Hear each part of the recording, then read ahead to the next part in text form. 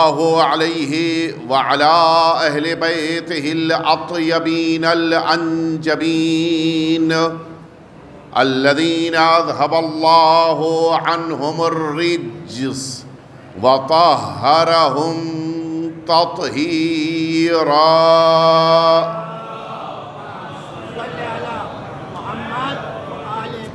لا سيما الإمام المبين بقية الله في الأرضين أرواحنا وأرواح العالمين لتراب مقدمه الفداء، واللعنة الدائمة الباقية على أعدائهم أجمعين. أما بعد، فقد قال الله الحكيم في كتابه المبين: بقية الله خير لكم إن كنتم مؤمنين.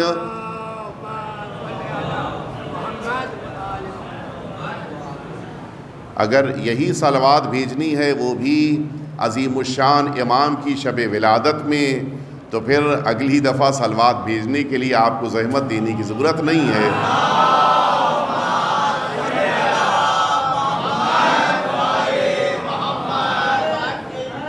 آپ حضرات صلوات بھیج کے تھوڑا تھوڑا اور آگے تشریف لے آئیے تاکہ محفل کا انداز پیدا ہو جائے.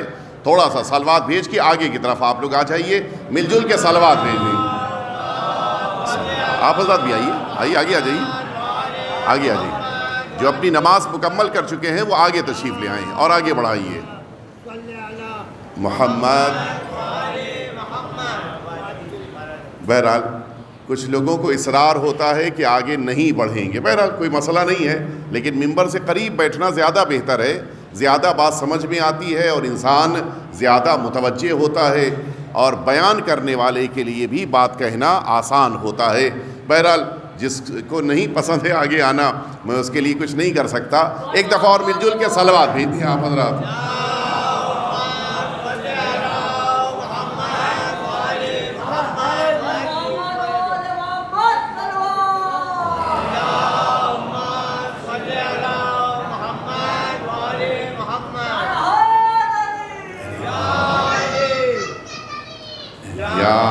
عزیزان محترم، یہ عظیم الشان شب جو اب ہمارے درمیان ہے، یہ اس عظیم امام کی شب ولادت کے جو آج اس دور میں ہم سبھی کے امام ہیں اور جن کے زیر امامت ہم سب زندگی گزار رہے ہیں.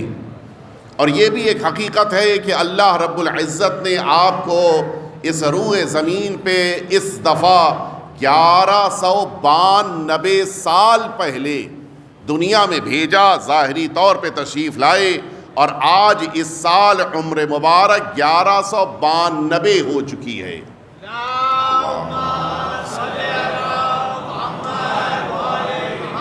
اور آج کی فضیلتوں میں ایک بڑی فضیلت یہ ہے کہ آج کی شب دنیا میں آنے والے بچوں کو پروردگار ایک عظیم عظمت عطا کرتا ہے. یہ بہت عظیم ہے. آپ محسوس فرمائیں، روایت میں ہے کہ ان فی اللیلۃ التی یولد فیہا القائم لا یولد مولود الا نقلہ اللہ الی دار الایمان. آج کی اس مبارک شب میں دنیا میں پیدا ہونے والا کوئی بچہ ایسا نہیں ہے کہ جسے پروردگار ایمان کی دولت آخری امام کی برکتوں کی وجہ سے عطا نہ کر دے. آج جو دنیا میں بچے آ رہے ہیں وہ بھی حضرت کی طرف متوجہ ہوتے ہوئے ایمان کی بارگاہ میں آ رہے ہیں. آپ غور تو فرمائیں، آپ محسوس تو فرمائیں، جس امام کی ولادت لوگوں کو ایمان عطا کرتی ہو ان کا ظہور کائنات کو مومن بنا دے گا. صلوات تو بھیجنا ہی چاہیے.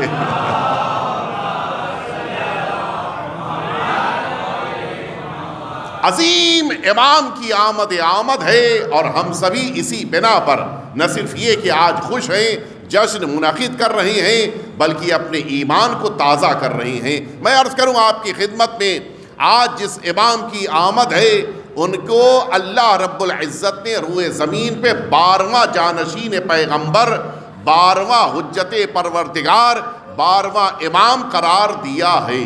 یہ 12 کی عدد بڑی اہم ہے اور اس پر اصرار ہونا چاہیے۔ میں متوجہ کرانا چاہ رہا ہوں، تھوڑا سا آپ ذہن اپنے وہاں تک لے کے آ جائیے تاکہ آپ کے ذہنوں تک جلدی بات منتقل ہو جائے۔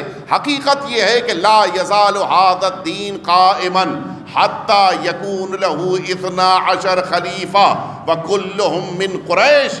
یہ روایت رسالت مآب کی سارے مسلمانوں نے لکھا ہے، برادران اہل سنت نے لکھا ہے، شیعوں کے وہاں ساری کتابوں میں موجود ہے، اور وہ تمام افراد کہ جو اہل بیت اطہار کو نہیں بھی مانتے ان کے وہاں بھی یہ روایت موجود ہے کہ حضور اکرم نے فرمایا کہ یہ دین تب تک قائم رہے گا جب تک کہ اس دین کے 12 اللہ کے نمائندے روئے زمین پر نہ قرار پائیں کہ جن میں خاصیت یہ ہوگی کہ یہ سب کے سب بنی ہاشم میں سے ہوں گے، سب خاندان پیغمبر میں سے ہوں گے۔ اور اب آپ محسوس فرمائیں، ہمیں اسی لیے اس بات پر اصرار ہے کہ یہ آخری جو امام ہیں ان کی عدد 12 ہے، نہ 13 ہو سکتی ہے نہ 11 ہو سکتی ہے۔ دنیا میں جتنے فرقے ہیں ان سب کے وہاں عدد کے اعتبار سے ان کے جتنے لیڈر ہیں ان میں سے کسی کی عدد 12 تک نہیں پہنچتی۔ کوئی 50 تک آگے بڑھ گیا، کوئی 22 تک پہنچا، کوئی 18 تک آ کے رک گیا، کوئی 12 سے آگے بڑھ گیا، کوئی 12 سے کم ہو گیا۔ لیکن اگر 12 کی عدد کسی قوم کے پاس ہے تو یہ قوم ہے، اور ہمیں اس پر اصرار ہونا چاہیے۔ میں اسی لیے متوجہ کرانا چاہ رہا ہوں، اس پر ہمیں اصرار ہونا چاہیے کہ ہم امام کو مانیں گے تو 12ویں امام کو مانیں گے۔ یہ 12 کی عدد کی بڑی اہمیت ہے، یہ 12 کو ہمیں اپنے وجود میں قرار دینا ہے اور یہ تصور کرنا ہے کہ یہ 12ویں ہیں۔ وجہ کیا ہے؟ 12 کہہ دینے سے خود بخود یہ پتہ چلتا ہے کہ اگر یہ 12ویں ہیں تو کوئی 11واں بھی ہے، 11ویں ہیں تو کوئی 10واں بھی ہے، 10ویں ہیں تو کوئی 9واں بھی ہے، 9ویں ہیں تو اس طرح سے سلسلہ آگے جاتا جائے گا یہاں تک کہ ہم پہلے امام تک اپنے عقیدے کو قائم کریں گے۔ تو یہ 12واں اسی لیے ضروری ہے۔ اور ادھر سے دشمنوں کو اصرار یہ ہے، اہل بیت اطہار کے چاہنے والے جو نہیں ہیں ان کا اصرار یہ ہے کہ مان لیتے ہیں، امام مان لیں گے، 12واں نہیں مانیں گے۔ وجہ کیا ہے؟ وجہ یہ ہے کہ اگر وہ 12واں مان لیں تو پھر یہ بھی ماننا ہوگا کہ 12ویں جب دنیا میں تشریف لائیں گے تو ان کے مقابل جو ہوگا وہ باطل ہوگا۔ تو 12ویں کا عقیدہ بہت سے باطل کو اس دنیا سے ختم کر دے گا۔ تو جب 12ویں کے مقابل میں آنے والوں کو ہمیں باطل ماننا ہوگا تو پھر یہ بھی ماننا ہوگا کہ یہ اگر 12ویں ہیں تو جو 11ویں ہیں ان کے مقابل میں آنے والے بھی باطل تھے، اور اگر 11ویں کو مان لیں گے تو پھر یہ بھی ماننا ہوگا کہ جو 10ویں کے مقابل آئے گا وہ بھی باطل تھا۔ اگر 10ویں کو مان لیں گے تو پھر یہ بھی ماننا ہوگا کہ جو 9ویں کے مقابل آئے گا وہ بھی باطل ہوگا، اور اگر 9ویں کو مان لیں گے تو پھر ماننا ہوگا کہ 8ویں کے مقابل آنے والا باطل تھا، اور اگر 8ویں کو مان لیں گے تو 7ویں کے مقابل والے کو باطل ماننا ہوگا، اور اگر 6ٹھے کو مانیں گے تو ان کے مقابل والے کو باطل ماننا ہوگا، اگر 5ویں کو مانیں گے، چوتھے کو مانیں گے، تیسرے کو مانیں گے اور دوسرے امام کو بھی مان لیں گے، تو ماننا ہوگا کہ دوسرے امام کے سامنے جو جو آ رہے تھے وہ سب باطل تھے، اور پھر یہ بھی ماننا پڑے گا کہ جو پہلے امام کے سامنے آیا وہ بھی باطل تھا۔ تو اب آپ سمجھے یہ 12ویں کا عقیدہ وہ نہیں مانتے، ہم مانتے ہیں۔ وجہ یہی ہے اگر وہ 12ویں کو مان لیں گے تو پہلے امام امیر المؤمنین کے دشمنوں کو چھوڑنا پڑ جائے گا۔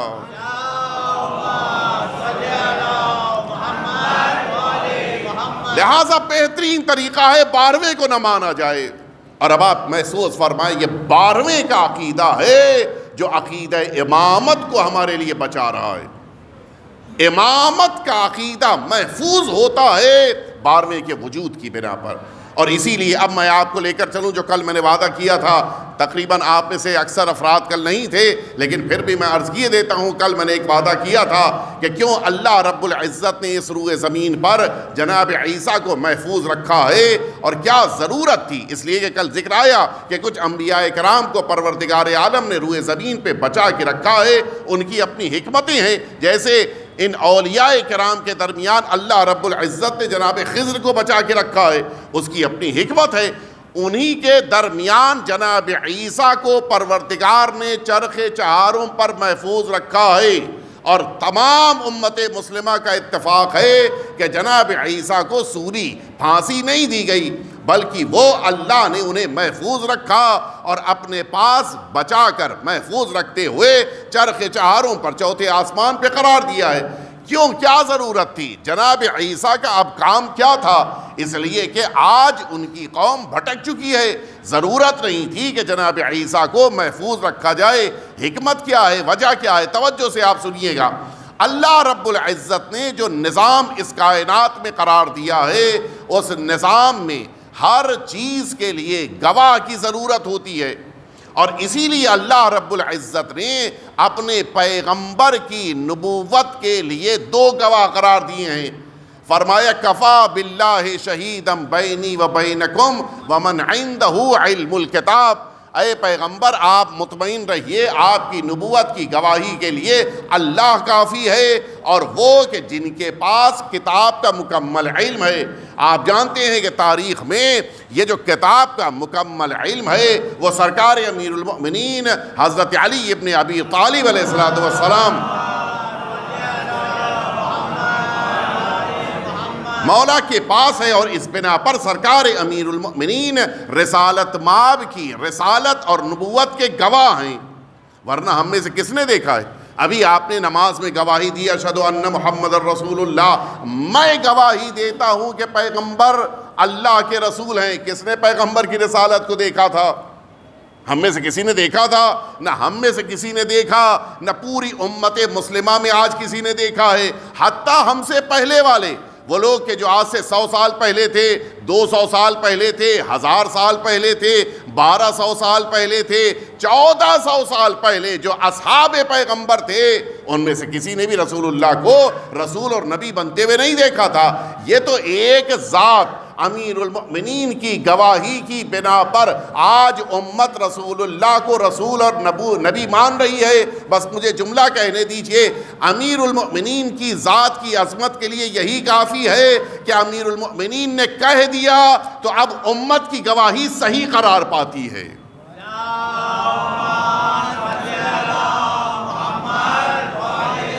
اللہ نے اپنے پیغمبر کے لیے دو گواہ قرار دیے، ایک خود ذات امیر المؤمنین اور ایک خود ذات پروردگار۔ اللہ کیسے گواہی دے گا؟ اللہ کی بارگاہ سے گواہی دینے کے لیے یہ قرآن مجید آیا۔ یہ قرآن گواہ ہے، یعنی گویا پیغمبر کے لیے دو گواہ ہیں، ایک خاموش قرآن جو قرآن مجید ہے، ایک بولتے ہوئے قرآن جو امیر المؤمنین ہیں۔ پیغمبر اسلام دنیا سے تشریف لے جا رہے ہیں، اب امیر المؤمنین کی امامت کا دور ہے۔ امیر المؤمنین کی امامت کے لیے بھی دو گواہ ہونے چاہیے۔ یہ دو گواہ کون ہیں؟ کہ ایک تو یہ خاموش قرآن قرآن مجید ہے، لیکن بولتے قرآن کی شکل میں اللہ نے امام حسن مجتبیٰ کو قرار دیا ہے، وہ دوسرے گواہ ہیں امیر المؤمنین کے لیے۔ امیر المؤمنین کے بعد امام حسن کا دور ہے۔ اب خاموش قرآن تو وہی قرآن مجید ہے، لیکن بولتے ہوئے قرآن کی شکل میں امام حسین گواہ ہیں۔ دو گواہ ہوئے، امام حسین کے لیے دو گواہ۔ وہ دو گواہ کون ہیں؟ ایک یہی قرآن مجید جو خاموش قرآن ہے، اور ایک امام سجاد کے جو بولتے قرآن ہیں۔ امام سجاد کی امامت کے لیے کون گواہ ہے؟ کہا ان کے لیے یہی قرآن مجید، اور پانچویں طور کے امامت کے لیے ان کے بیٹے چھٹے امام ہیں کہ جو ان کے لیے گواہ ہیں۔ چھٹے امام کے لیے کون گواہ ہے؟ کہا ساتویں امام اور قرآن مجید۔ آٹھویں امام کا کون گواہ ہے؟ کہا ان کا بیٹا کہ جو امام ہے اور ساتھ ہی ساتھ قرآن مجید۔ ہم نے پوچھا 11ویں امام کا کون گواہ ہے سلسلے وار؟ کہا 11ویں امام کے لیے خاموش قرآن قرآن مجید ہے، اور ان کا بیٹا جو وقت کا امام ہے وہ اپنے والد کی امامت کے لیے گواہ ہے۔ لیکن اب جب 12ویں امام کی امامت کا دور آیا تو اب اس روئے زمین پر خاموش قرآن کی شکل میں قرآن مجید تو ہے، اب یہ دوسرا گواہ کون بنے گا؟ دوسرا گواہ وہ ہونا چاہیے جو اللہ کی بارگاہ سے جس کے پاس منصب ہو، وہ ہونا چاہیے کہ جو معصوم ہو، وہ ہونا چاہیے جو عظیم الشان ذات ہو۔ اللہ نے اب آپ سمجھے کیوں چرخ چہارم پر جناب عیسیٰ کو بچا کر رکھا ہے، تاکہ آخری امام کی امامت کے لیے قرآن کے ساتھ جناب عیسیٰ گواہ قرار پا سکیں۔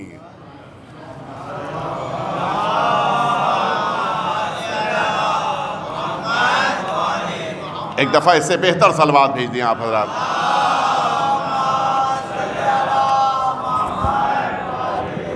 اور آپ ذرا محسوس و فرمائیں، جناب عیسیٰ جب روئے زمین پہ تشریف لائیں گے تو سب سے بڑا کام کیا کرنا ہے؟ امام کی امامت کو امت تک پہنچانا ہے، اور اس کا ایک طریقہ کار کیا ہے کہ جناب عیسیٰ نماز پڑھیں گے، اور آخری امام جو فرزند پیغمبر ہیں نماز پڑھائیں گے۔ فرزند مریم کو نماز پڑھنا ہے، فرزند سیدہ کو نماز پڑھانی ہے۔ اور یہی آپ دیکھیں اسی اس میں یہ جو برادران اہل سنت کی مشہور ترین کتاب ہے صحیح بخاری، اس صحیح بخاری میں ایک جملہ ہے کہ رسالت مآب نے اپنی امت سے فرمایا کہ کیف انتم اذا نزل فیکم عیسی ابن مریم، اس موقع میں تمہارا اے میرے امتیوں کیا عالم ہوگا کہ جب تمہارے درمیان جناب مریم کا بیٹا عیسیٰ آئے اور وَإِمَامُكُم مِّنكُم، جناب عیسیٰ کے آ جانے کے باوجود وہ اتنی بڑی شخصیت نبی پروردگار ہیں، اولو العزم نبی ہیں، صاحب شریعت ہیں، اس کے باوجود جناب عیسیٰ کے آ جانے کے بعد بھی پیغمبر فرماتے ہیں کہ امام جناب عیسیٰ نہیں ہوں گے، امامکم منکم، امام میری امت کا ہوگا۔ یہ بہت بڑی بات ہے، اور اسی لیے شارحین نے لکھا ہے کہ یہ اتنی بڑی فضیلت ہے کہ جس کا مقابلہ کوئی عیسائی نہیں کر سکتا ہے۔ ساری امت مسلمہ کا فخر یہ ہے کہ عیسائیوں کا نبی نماز پڑھے، مسلمانوں کا امام نماز پڑھائے۔ آپ نے محسوس فرمایا؟ اچھا میں آپ سے پوچھنا چاہتا ہوں، جناب عیسیٰ زمین پہ تصور کریں کہ آج آ گئے ہیں، اور اب جناب عیسیٰ کو نماز پڑھانے والے کی تلاش ہے، کون نماز پڑھا سکتا ہے کوئی جو نماز پڑھا سکے؟ تصور کریں آپ، ہمارے درمیان جتنی مسجدیں ہیں ان تمام مسجدوں کے پیش نماز سے آپ جا کے پوچھ لیں کہ کیا آپ اتنی بلندی پر فائز ہیں کہ نبی پروردگار کو نماز پڑھا سکیں؟ یقیناً ان کا جواب ہوگا نہیں۔ اچھا اور چلے جائیے، آگے بڑھ جائیے، یہ جو مکے اور مدینے کے حرم میں نماز پڑھاتے ہیں کیا وہ نماز پڑھا سکتے ہیں جناب عیسیٰ کو؟ کہ نہیں، وہ بھی نہیں پڑھا سکتے۔ کیوں؟ اس لیے کہ امام وہ ہوتا ہے جو پیچھے نماز پڑھنے والوں سے بہتر ہوتا ہے۔ نہیں پتا میرے ساتھ ہیں یا نہیں ہیں؟ جناب عیسیٰ سے بہتر ہو تو وہ جناب عیسیٰ کو نماز پڑھائے۔ بقیہ جتنے آج امت میں دکھائی دے رہے ہیں وہ کہیں نہ کہیں جناب عیسیٰ سے چھوٹے ہیں، ان کا رتبہ کم ہے۔ تو اب جناب عیسیٰ کو کون نماز پڑھا سکتا ہے؟ ایک جملہ آپ کے ذہنوں کے حوالے کر رہا ہوں، اگر جناب عیسیٰ کو نماز پڑھانے والے کی تلاش ہے تو کم از کم نماز پڑھانے والے کے اندر اتنی خاصیت تو ہونی چاہیے کہ وہ ٹھوکر مار کے مردے کو زندہ کر دے۔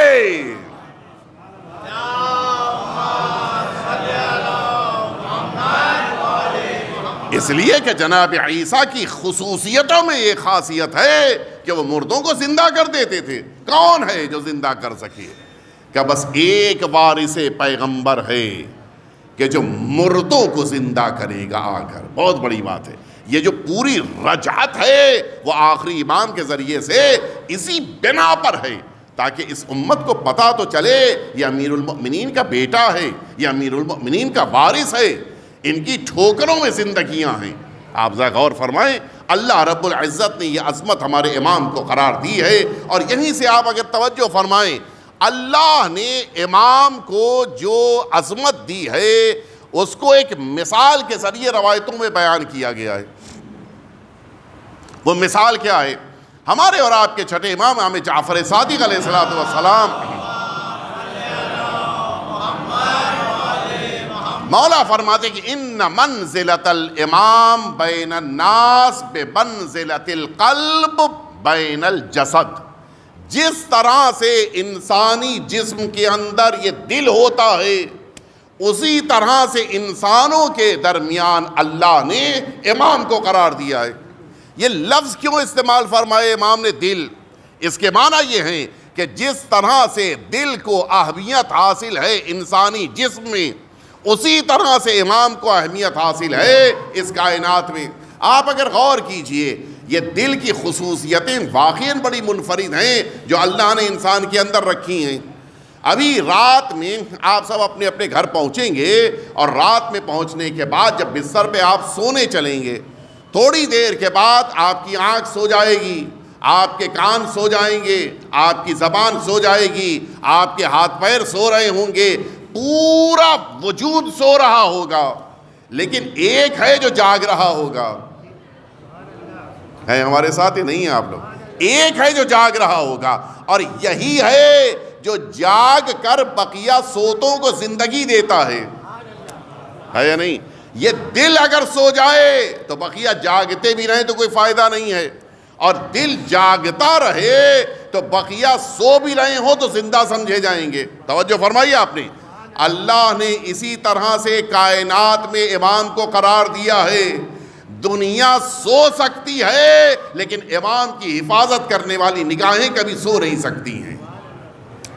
آپ محسوس فرمائیں، آپ نے کبھی غور کیا ہے انسان کے یہ دل میں ایک بڑی عجیب خاصیت اللہ نے رکھی ہے جو بڑی منفرد ہے۔ کیا خاصیت ہے؟ آپ مثال کے طور پہ ہاسپٹل آپ کے قریب میں ہے، حبیب ہاسپٹل کے قریب سے آپ گزر رہے تھے، آپ نے دیکھا کہ ایک مرد مومن ہے جو بڑی مشکلوں سے اپنے پیر زمین پہ رکھتا ہوا ہاسپٹل سے باہر نکل رہا ہے۔ خیریت کیا ہو گیا؟ کہ وہ کیا بتائیں، وہ ڈینگو ہو گیا تھا اور ہاسپٹل جانا پڑ گیا تھا، پلیٹلیٹس گھٹ گئی تھیں، اور اب نتیجہ یہ ہے کہ ٹھیک ہو کے نکلے تو ہیں، کمزوری بہت ہے۔ کہاں ہے کمزوری؟ کا پیروں میں ہے نہیں توجہ؟ آپ نے مشورہ دیا کہ اب تم ایک کام کرنا کہ ہفتے 2 ہفتے جو طاقت کی گولیاں ہیں وہ کھانا۔ کچھ عجیب نہیں لگا آپ کو؟ کمزوری کہاں تھی؟ پیروں میں۔ دوا کہاں پہ کھائیں گے؟ منہ سے۔ منہ تھوڑی نہیں کمزور تھا، یہ منہ تھوڑی نہیں کمزور تھا۔ اچھا یہ عجیب ہے، انسان کے آنکھ میں تکلیف ہے منہ سے دوا کھائے گا، انسان کے کان میں درد ہے منہ سے دوا کھائے گا، انسان کے مثلا ہاتھوں میں تکلیف ہے منہ سے، ہر جگہ سے منہ سے دوا کھا رہا ہے۔ جو کچھ جائے گا وہ منہ کے ذریعے، اور کہاں جائے گا؟ شکم میں جائے گا۔ یہ بھی بڑا عجیب مرحلہ ہے۔ جتنے بدن کے پارٹس ہیں ان کے درمیان سب سے زیادہ کمزور یہ بیچارہ پیٹ ہے، جبکہ سب کچھ اس کے پاس آتا ہے۔ دوائیں اس کے پاس آ رہی ہیں، غذائیں اس کے پاس آ رہی ہیں، وٹامن اس کے پاس آ رہے ہیں، سب کچھ ہے، لیکن بیچارہ بڑا کمزور ہے۔ کیوں؟ اس لیے کہ یہ پیٹ اپنے پاس رکھتا نہیں ہے، یہ بڑا ایماندار ہے، آتا تو ہے سب اس کے پاس لیکن یہ پورے بدن کو بانٹ دیتا ہے۔ تو کیا پیٹ بانٹنے کے لیے بدن کے مختلف جگہوں پہ جاتا ہے؟ کبھی ایسا ہوتا ہے کہ پیٹ گھٹنے تک جائے، پیٹ پیروں تک جائے؟ نہیں، پیٹ نہیں جاتا ہے۔ پھر یہ پہنچتا کیسے ہے؟ یہ وٹامنز یہ بقیہ ساری چیزیں بقیہ جگہوں تک kیسے پہنچتی ہیں؟ کہ اس کا ایک راستہ اللہ نے رکھا ہے، وہ طریقہ کار یہ ہے۔ ایک دفعہ سلوات بھیج دیں آپ حضرات۔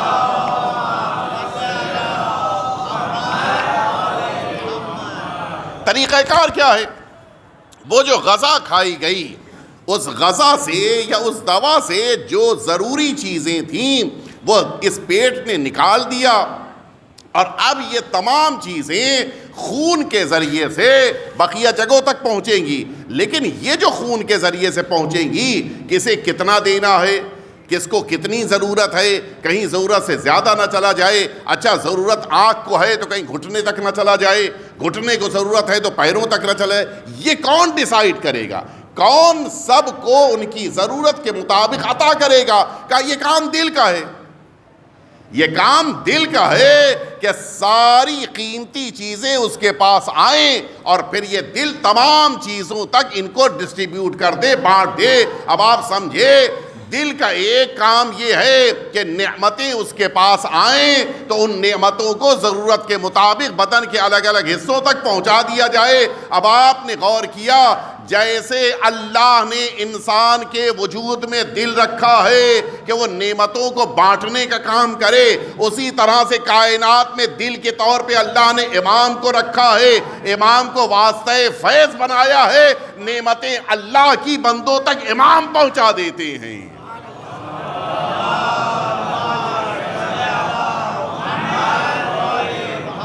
کسے کتنی ضرورت ہے، یہ علم امام کو ہے۔ اور اگر آپ غور فرمائیں، یہ امام جو اس کائنات کا قلب ہیں، آپ نے کبھی توجہ فرمائی ہے بچہ جب ماں کے شکم میں ہوتا ہے اس موقع پہ کبھی بھی وہ سانس نہیں لیتا ہے؟ نہیں لیتا۔ دنیا میں آنے کے بعد آکسیجن لے گا وہ، ماں کے شکم میں کوئی سانس کی ضرورت اس کو نہیں ہے۔ پتہ کیسے چلے کہ یہ بچہ ماں کے شکم میں باحیات ہے، زندہ ہے، کیسے پتہ چلے گا؟ ایک راستہ ہے، وہ راستہ کیا ہے؟ Heart beat. یہ دل کی دھڑکن بتائے گی کہ یہ بچہ ماں کے شکم میں زندہ ہے۔ وہ تو دنیا میں آنے کے بعد سانس لے گا، ورنہ جب تک ماں کے شکم میں ہے اس کی زندگی کی علامت یہی دل کی دھڑکن ہے۔ یعنی اس کے معنی ہے سب سے پہلے جو دھڑک رہا ہے وہ یہ دل ہے، سب سے پہلی جو علامت حیات کی ہے وہ یہ دل ہے۔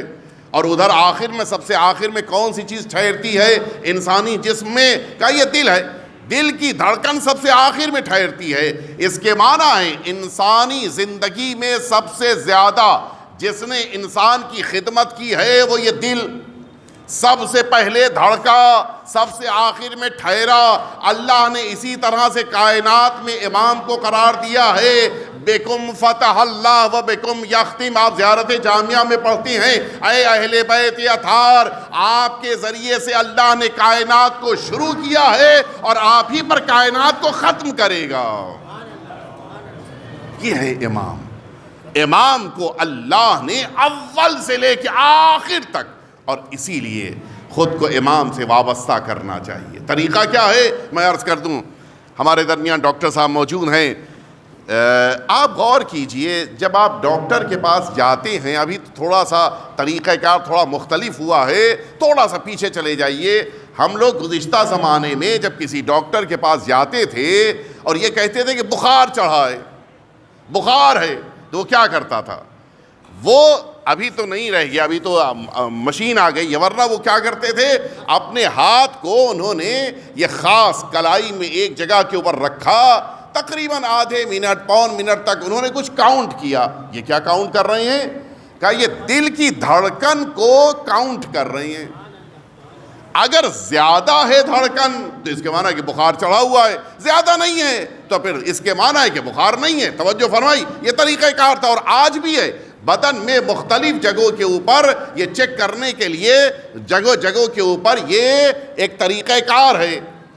اے میرے پروردگار، یہ ہاتھ میں تو دل نہیں ہے، یہ بازو میں بیچ میں بازو کے نیچے تو دل نہیں ہے، پھر یہ وہاں پر کیوں چیک کیا جاتا ہے؟ کہا دل وہاں پر نہیں ہے لیکن دل کا نمائندہ وہاں پر موجود ہے۔ آپ نے غور کیا؟ اس کے معنی انسانی وجود میں دل ایک ہوتا ہے، نمائندے کئی عدد ہوتے ہیں۔ اب مجھے اس وقت یاد نہیں، شاید 18 یا اس کے آس پاس یہ نمائندے ہیں، یہ پلز ہیں جو مختلف جگہوں کے اوپر انسانی جسم میں ہیں کہ جو دل کی نمائندہ ہیں، وہ وہاں پر رہ کر بتائیں گی کہ دل کی دھڑکن کتنی زیادہ ہے۔ غور فرمایا آپ نے؟ اللہ نے جس طرح سے انسانی جسم میں دل ایک رکھا ہے، نمائندے کئی عدد رکھے ہیں، اسی طرح سے اس کائنات میں قلب کائنات امام ایک ہیں، نائبین امام کئی عدد ہیں۔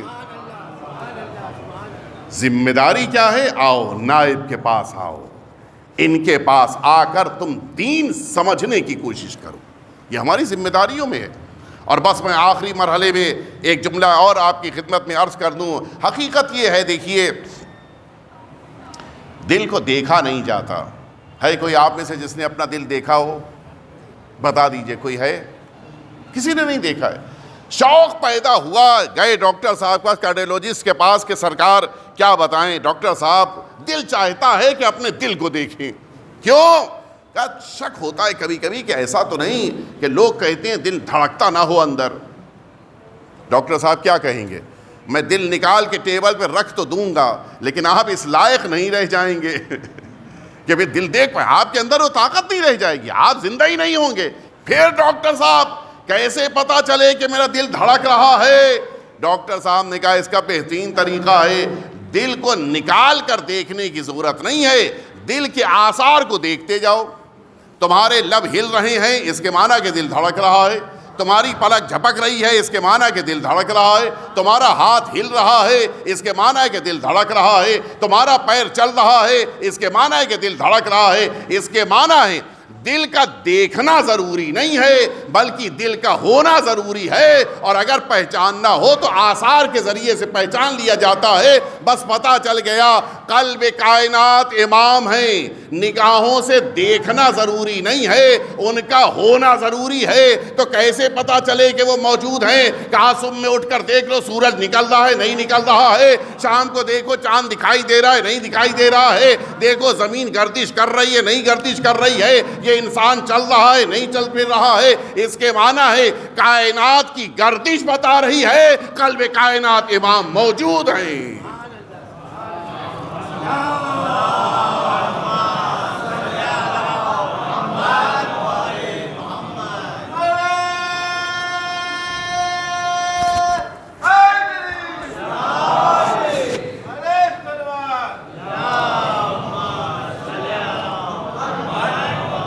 بس میں آخری مرحلے تک آپ کو لے کے آ گیا. حقیقت یہ ہے کہ ہم اپنی مشکلات میں اپنے امام کو یاد کرتے ہیں, نہیں صرف مشکلات میں یاد نہ کیجیے. یہ تو اخلاق کے بھی خلاف ہے کہ انسان مشکلات میں کسی کو یاد کرے, آسانیاں پیدا ہو جانے کے بعد فراموش کر دے. یہ اخلاق کے خلاف ہے, ادب کے خلاف ہے. وہ تو اتنے کریم ہیں کہ وہ کسی لمحے ہمیں فراموش نہیں کرتے. انا غیر مہملین لمراعاتکم, ہرگز ہم نے تمہاری حفاظت میں کمی نہیں رکھی ہے. ولا ناسین لذکرکم, تمہیں کبھی بھلایا نہیں ہے. یہ بہت بڑی بات ہے. یہ صرف امام معصوم کہہ سکتے ہیں, کوئی انسان نہیں کہہ سکتا. انسان یقیناً بھولے گا کچھ بھی ہو جائے. امام اگر فرما رہے ہیں اس کے معنی کہ یقیناً انہوں نے نہیں بھلایا. اچھا اس کی دلیل بھی دی ہے. امام نے اپنے ان جملوں کی دلیل بھی پیش کی ہے. لو لذالک, اگر ہم نے بھلا دیا ہوتا, اگر ہم نے حفاظت نہ کی ہوتی, لَاصْطَلَمَكُمُ الْأَعْدَاءُ, دشمن تمہیں اکھاڑ پھینکتے, بچتے نہیں. آج مائنورٹی ان مائنورٹی ہونے کے, اچھا یہ دنیا کا مسئلہ ہے. آج آخری امام کے اوپر عقیدہ رکھنے والوں کی تعداد صرف ایک شہر کی بات نہیں ہے, پوری دنیا میں سب سے کم ہے. لیکن اس کے باوجود اگر دنیا کی طاقتیں کسی قوم سے ڈر رہی ہیں تو وہ صرف اس قوم سے کہ جن کے پاس آخری امام کے وجود کا عقیدہ پایا جاتا ہے. کیوں؟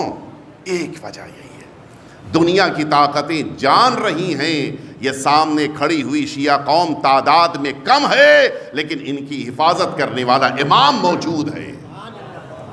ڈر رہے ہیں, خوف زدہ ہیں, اور اس پر ہمیں ناز ہونا چاہیے. میں اسی لیے بار بار کہہ رہا ہوں ان چیزوں کو ہمیں محسوس کرنا چاہیے. آج اگر اس ملت, اس قوم, اگر اس شیعہ فرقے کی کوئی حفاظت کر رہا ہے, حقیقتاً ہمارا سانس لینا, ہمارا چلنا پھرنا اس بات کی دلیل ہے کہ میرا امام موجود ہے. اور ہر لمحے مولا نے مدد کی ہے.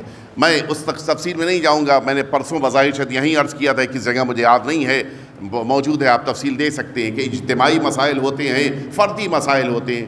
انڈیویجول اگر پرابلمز ہیں ان کا ایک مسئلہ ہوتا ہے, لیکن اگر پوری قوم کا مسئلہ ہے تو یقیناً امام نے مدد فرمائی ہے. میں اس لیے یہ واقعہ عرض کرنا چاہ رہا ہوں تاکہ ہم متوجہ ہو جائیں کہ امام ہماری کن لمحات میں مدد کرتے ہیں, اور امام سے کچھ مل جانے کے بعد پھر ہمارے اندر یہ احساس پیدا ہو جائے کہ اس سے بڑی کوئی دولت نہیں ہو سکتی. آپ نے یقیناً نام سنا ہے، بڑے عظیم الشان عارف گزرے ہیں آیت اللہ شیخ علی نخودکی. بڑے مکاشفات ہیں، بڑے واقعات ہیں، بڑی ان کی داستانیں ہیں. اور یہ تقریباً میں سمجھتا ہوں شاید ہمارے اس مؤمنین کے مجمع میں سے آدھا مجمع ایسا ہوگا کہ جو وہ عمل کو انجام دیتا ہوگا جو نماز صبح کے بعد ہے، کہ جس میں سورہ طلاق کی آیتوں کو پڑھنے کے بعد دعا کرنے کا طریقہ کار وہ انہی کا بتایا ہوا ہے، مرحوم نخودکی کا ہے. بڑے عظیم الشان انسان تھے. تفصیل میں جانے کا موقع نہیں ہے کہ میں عرض کروں کہ کیا عظمت تھی ان کی، لیکن دیکھیں دنیا کا بڑے سے بڑا انسان، دنیا کی بڑی سے بڑی شخصیت امام معصوم کے سامنے کچھ نہیں ہے. ساری عظمتیں انسانوں کے درمیان ہو سکتی ہیں، امام کے سامنے نہیں.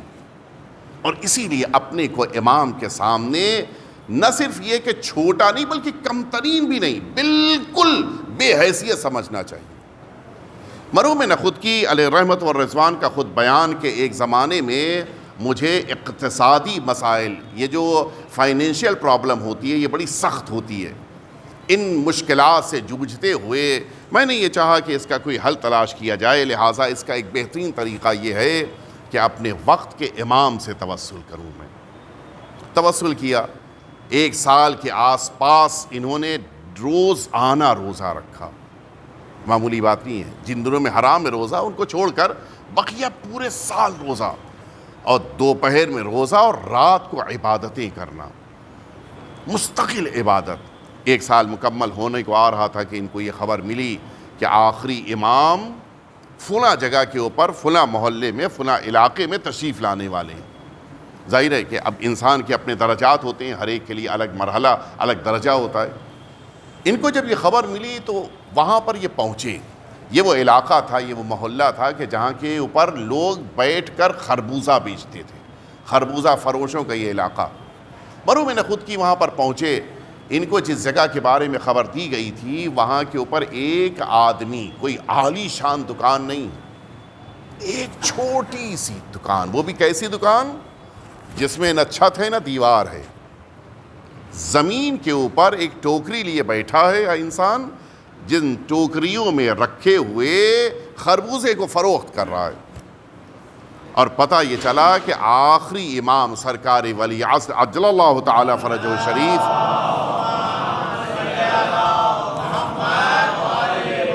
اس کے قریب تشریف فرمائے.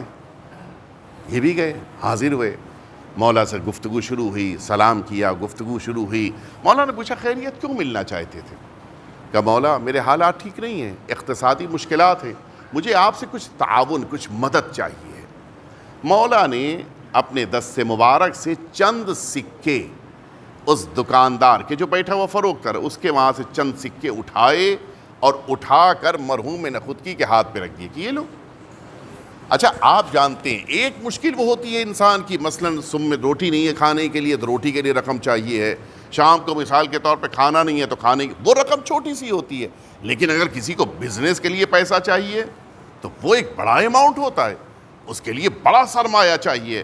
مرحوم نخودکی کہتے ہیں کہ میں نے کہا مولا سے کہ مولا مجھے یہ پیسہ روزانہ کے خرچے کے لیے نہیں، مجھے بزنس کے لیے چاہیے. میں چاہتا ہوں کہ پوری زندگی گزرے میری، لہٰذا یہ چھوٹی سی رقم میرے کسی کام کی نہیں ہے. مولا نے وہ سکے جو دیے تھے وہ دوبارہ واپس لے لیے.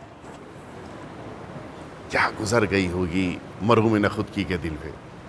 انسان کو امام کے سامنے اپنے کو بالکل بھول جانا چاہیے. جو امام کی بارگاہ سے مل جائے اس سے بڑی کوئی دولت نہیں. ٹھیک، خدا حافظ، اٹھے چلے آئے. ظاہر ہے کہ امام نے خدا حافظ کہہ دیا تو اب تو رکنے کا سوال نہیں. واپس آ گئے.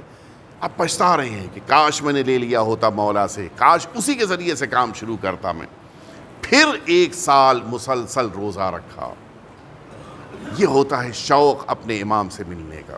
ہے کوئی ایسا انسان؟ ہمارے وہاں تو ایک رات عبادت کر لی اور صبح میں توقع یہ ہے کہ امام سے ملاقات ہو جائے. اتنا آسان نہیں ہے. 1 سال مسلسل ملاقات کے لیے پھر روزہ رکھا اور پھر راتوں کو وہی عبادتیں.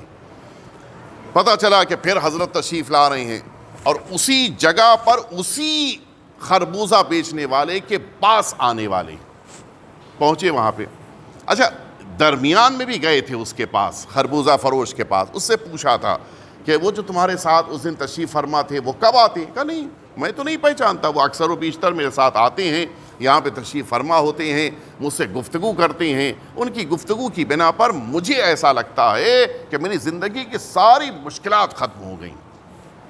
اہل بیت اطہار کی یہ بھی ایک خاصیت ہے، جو اہل بیت اطہار کے ساتھ بیٹھتا تھا یا بیٹھتا ہے اس کو دلی سکون ملتا ہے۔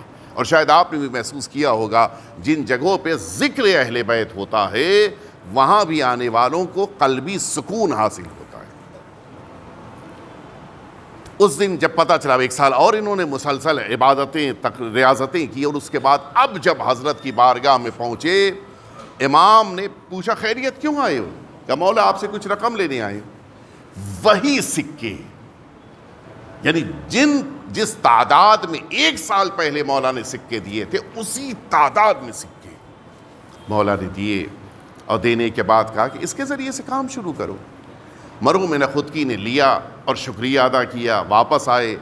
آنے کے بعد انہوں نے اس زمانے میں، ابھی تو اس کا زور کم ہو گیا ہے، اس زمانے میں اس کی بڑی اہمیت تھی، یہ مہر بنتی تھی انسان کی، کہ جس مہر کے ذریعے سے اکثر و بیشتر جگہوں کے اوپر انسان، جیسے آج کے دور میں انگوٹھے کی بڑی اہمیت ہے، اس زمانے میں مہر کی بڑی اہمیت ہوتی تھی، حتیٰ انسان اس مہر کو اپنے ساتھ محفوظ رکھتا تھا اور کسی اور کو دیتا بھی نہیں تھا کہ کہیں مس یوز نہ ہو جائے، بڑی اہمیت تھی، ابھی گزشتہ زمانے تک بھی بڑی اہمیت تھی اس کی۔